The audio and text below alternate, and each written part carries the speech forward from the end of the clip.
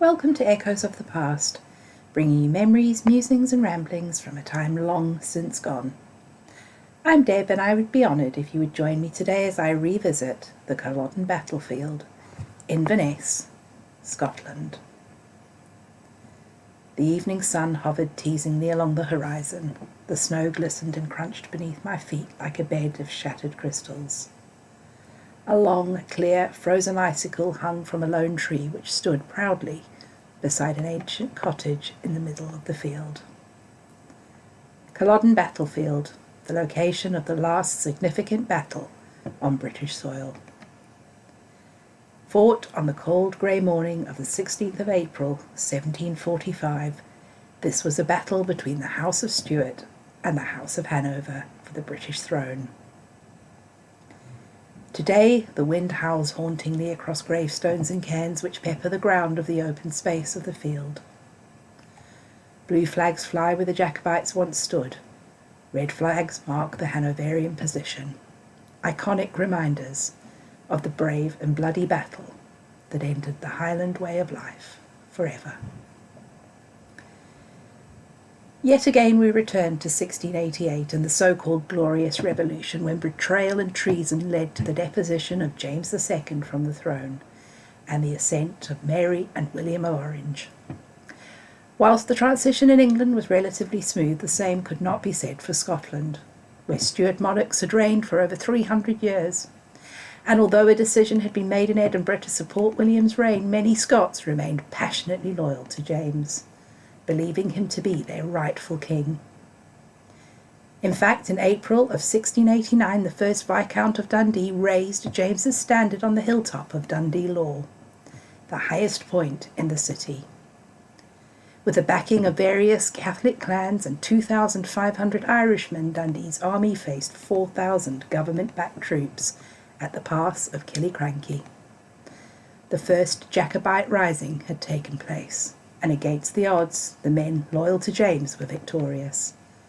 But Dundee's men had sustained heavy casualties in the battle, and Dundee himself would not survive his battle wounds. Determined to subdue the Highlands, William embarked on an unrelenting campaign to crush the uprising. Technically, he was successful and the Jacobites surrendered in 1692, but the massacre of Glencoe ensured that any lingering hatred was further fuelled, and so the precarious truce did not last. For the next 53 years there were to be no peace, with the Jacobites remaining firmly focused on returning a Stuart king to the throne. In 1707, largely due to economic pressure, Scotland signed the Act of Union, which brought both England and Scotland under one parliament, one monarchy, and one monetary system. This union promised prosperity and peace, but for many, especially those in the Highlands, it delivered neither. Dissatisfied with the status quo, the Jacobites called on support from their old friends, the French. At the time, it served both the French and the Jacobites' interests to align against the English.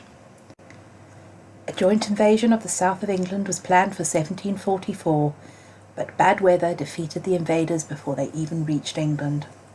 The following year, the French tried again, and a series of attacks weakened the English. Charles took his chance and once again sought help from his friends. They were not forthcoming this time, and despite multiple attempts to meet with French authorities, Charles was unsuccessful. Undeterred by the lack of French support, Charles ploughed on, and in secret forged a plan to sail to Scotland. Charles Edward Stuart, acting in his father's name but without his father's knowledge, landed at Kinloch Mordart with the intention of leading an uprising to restore his father to the British throne. He gathered his forces near Glenfinnan, and slowly they made their way towards Edinburgh. Despite efforts to reinforce the city's defences, Charles and his army took Edinburgh, and his father was declared King James VIII. This was enough for most, but not all.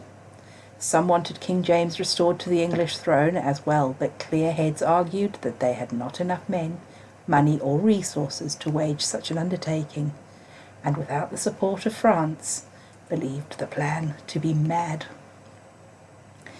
High on his victories thus far, Charles would not be told, and so the march south began. They were only 100 miles from London when Charles's authority was finally challenged, and according to his secretary, John Murray, at last he yielded to the opinion of the Council of War, and it was resolved to march back to Scotland. And so they made the decision to turn back. The 5,000-strong army made their way back through England and then up into Scotland, where at Culloden a final confrontation with a 9,000-strong Hanoverian army, led by the Duke of Cumberland, ended the battle between the two houses, once and for all.